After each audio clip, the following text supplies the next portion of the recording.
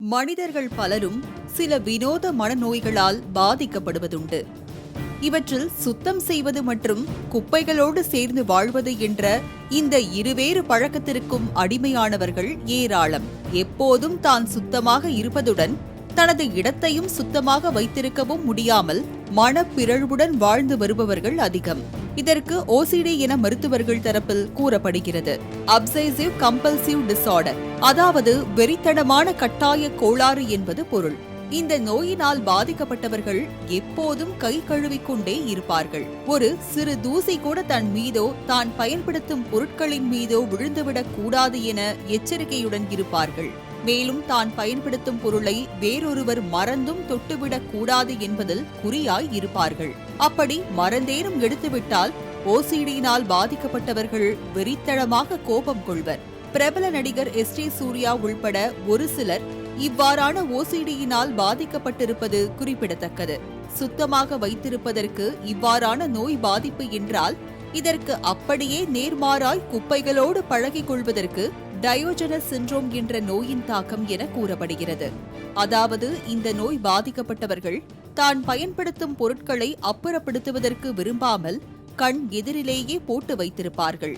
சிறிய chocolate cover, paper கப்பில் தொடங்கி தண்ணீர் பாட்டில், பாலித்தீன் கவர், உணவுப் பொருட்களின் மிச்ச மீதியை கூட குப்பை தொட்டியில் போடுவதற்கு விரும்புவதில்லை. உடுத்திய துணிகளையும் துவைக்காமல் பயன்படுத்துவது, வீட்டில் எல்லா பொருட்களையும் கலைத்து மலை போல குவித்து போட்டிருப்பது, இதனை வெளியுலகிற்கு தெரியப்படுத்தாமல் வீட்டை பூட்டியே வைத்திருப்பது இவர்களின் வழக்கம். சொல்லப்போனால் இது ஒரு சோம்பேறித்தனத்தின் அதி உச்சம் என்றே கூறலாம். இந்த டயோஜனஸ் நோய் பாதிப்பு முதலாக 1966ஆம் ஆண்டு கண்டறியப்பட்டது. இந்த நோய் பாதித்தவர்கள் ஆக்ரோஷம், பிடிவாதம், சந்தேக பார்வை, கணிக்க முடியாத மனநிலை மாற்றம், உணர்ச்சி உறுதியற்ற தன்மை, யதார்த்தத்தை புரிந்து கொள்ளாமை போன்றவை இவ்வாறான மோசமான குணநலங்களுடனும் இருப்பது வழக்கம்.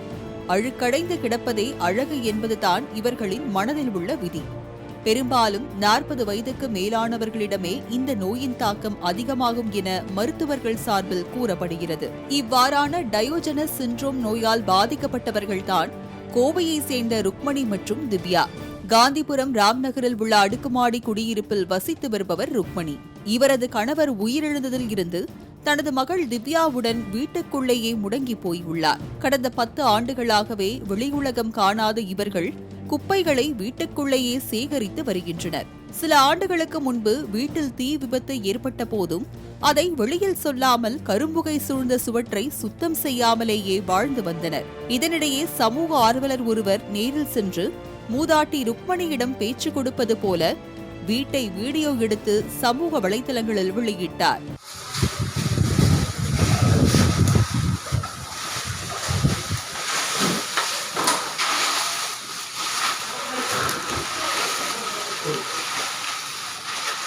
தாய் மகளின் இந்த செயலால் குப்பைகள் அதிகப்படியாக தேங்கி துர்நாற்றம் வீச தொடங்கியது. இதனால் அருகில் குடியிருப்போருக்கும் தொற்று நோய் பரவும் அபாயம் ஏற்பட்டது.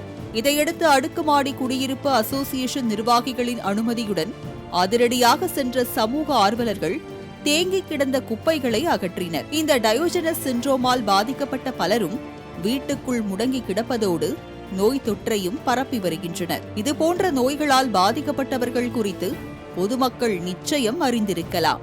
அருகாமையில் குடியிருப்போர் குறித்து மாநகராட்சியிடம் தெரிவிப்பதே இதற்கு உடனடி தீர்வு கிடைக்கும் என்பது மருத்துவர்களின் கூற்று. மாலை முரசு செய்திகளுக்காக கோவை மாவட்ட செய்தியாளர் சுரேந்தருடன் சக்தி.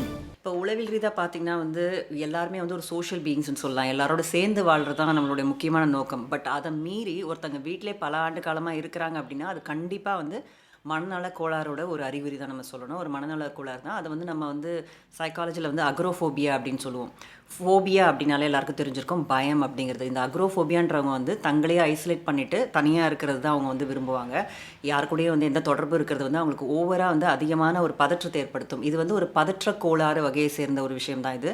ஆன்சைட்டி டிஸார்டர்ஸ் அப்படின்னு சொல்லுவாங்க. ஒருத்தர் அப்படி இருந்தால் கூட இன்னொருத்தங்களையும் அவங்க விட மாட்டாங்க, எங்கேயுமே அவங்கள போட மாட்டாங்க. கைது செஞ்ச மாதிரி, நீ என் கூட தான் இருக்கணும், எனக்கு பயமாக இருக்குன்னு சொல்லி அவங்களே அவங்க கைது செஞ்சிருவாங்க. மேபி அதனால் கூட ஒருத்தர் இந்த மாதிரி ஒரு நோயால் பாதிக்கப்படும் போது இன்னொருவரையும் அவங்க கண்ட்ரோல் பண்ணி அவங்கள வீட்டிலேயே வைக்கிறதுக்கான சூழ்நிலை நிறைய பாசிபிலிட்டிஸ்.